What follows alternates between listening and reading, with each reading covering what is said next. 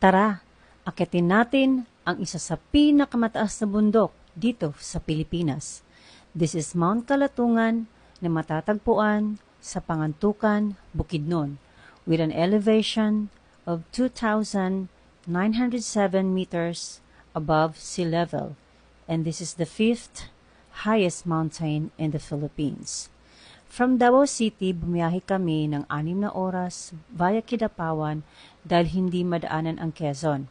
Sa biyahe pa lang, sinabayan na kami ng masamang panahon. Pagdating namin sa Barangay Mendez, sinimulan na agad ang ritual.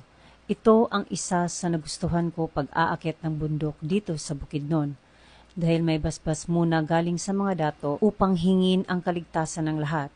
Nag-alay din kami ng manok dahil ang dugo nito ay magbibigay proteksyon at biyaya sa mga aakyat ng bundok. Ma'am, dito na po. Hi, ngay! Masarap to kahit walang sauce. Hey guys, good evening. Welcome to our first night here. Nanami sa kuan. Sa kita? Sa Mendez, Barangay Mendez, Panantukan, Bukidnon. Thank you guys sa dinner. Good morning. Hi, Joke.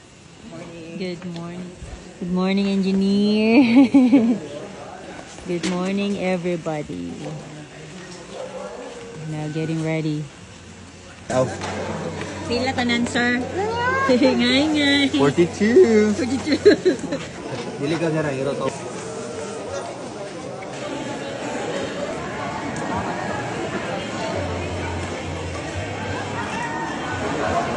Pila, ma'am?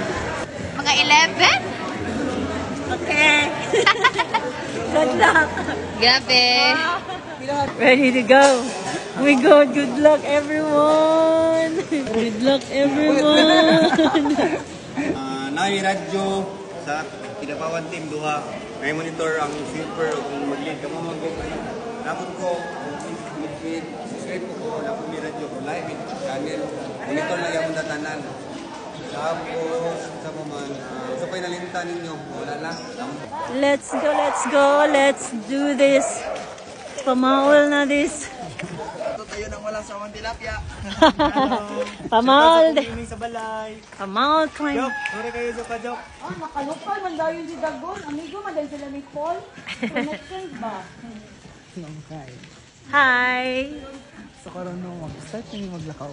So mag-start na gyud mi. Ani na gyud ni? Mao na jud. Oh my God, nice weather. Ooh.